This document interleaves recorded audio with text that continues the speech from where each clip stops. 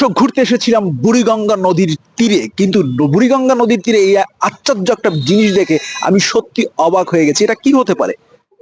এদিকে আসো, একটু দেখাও জিনিসটা কি হতে পারে। সেটা সত্যি আশ্চর্যজনক বিষয়। এই আসলে এটা কি? এটা এত বড় মশারি দিয়ে যে এটা আটকিয়ে রেখেছে, আসলে এই জিনিসটা হচ্ছে এখানে কোয়েল পাখির বাচ্চা পালন করা হচ্ছে। এই যে নদীর পার, এটা দেখতেছেন বুড়িগঙ্গা নদী।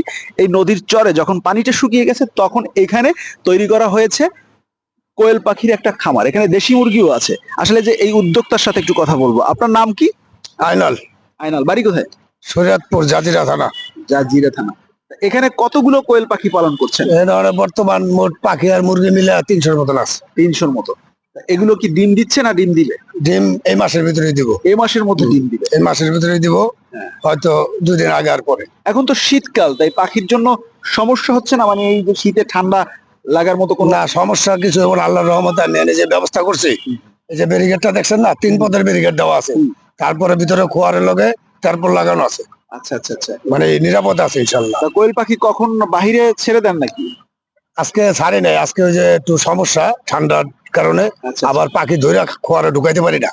খোয়ারে ঢুকাইতে গেলে এদিক ওদিক উড়াল দেয়। আচ্ছা। জায়গাটা তো বড় করে হালাইছি, মানে জায়গাটা চাপাই দিয়া কালকে ছাড়বো। এটা তো রাতের বেলা কি করেন? রাতের বেলা রাতের বেলা এখন খোয়ারে আছে। হ্যাঁ। আর রাতের বেলা আমি না নিজে ডিউটি দিই, রাতে ডিউটি দেন? রাত্রে ডিউটি দিই। এই যে একদম খোলা জায়গায়, এখানে কোনো সমস্যা তো হয়নি? কেউ না, আল্লাহর রহমতে কোনো সমস্যা হয় না ইনশাল্লাহ। আর সমস্যা কিছু হবো না। আমি ছোট থেকে এখানে বড় হয়েছি। আমার এমনি ঘর বাড়ি নাই, কিন্তু আমার সবাই চিনে মোটামুটি, এলাকার সব লোক চিনে। সত্য কথা বলতে হচ্ছে, উদ্যোগ নিলে যে কোনো ছোট পরিসরে উদ্যোগ নেওয়া যেতে পারে। এই মানুষটার এখানে একটা দোকান আছে এবং তার সাথে এই বুড়িগঙ্গা নদীর তীরে, মানে ছোট একটা উদ্যোগ বলতে পারেন, যে এখানে 200-300 মুরগি এবং কোয়েল পাখির বাচ্চা লালন পালন করছে। আরো হাঁস লালন পালন করবে। 100 আসাইবো, 2-1 দিনের ভিতরে ঢুকবো। আচ্ছা, মানুষ চেষ্টা করলে কি পারে না? ছোট্ট পরিসরে ছোট্ট খামার করে স্বাবলম্বী হওয়ার যে প্রচেষ্টা, সেটাই তো বিশাল একটা ব্যাপার। এখানে একটু এদিকে আসো। এখানে আসলে কোয়েল পাখিগুলো বেঁধে রাখা হয়েছে, এই যার কারণে এগুলো খোয়ারের ভিতরে আছে আর কি।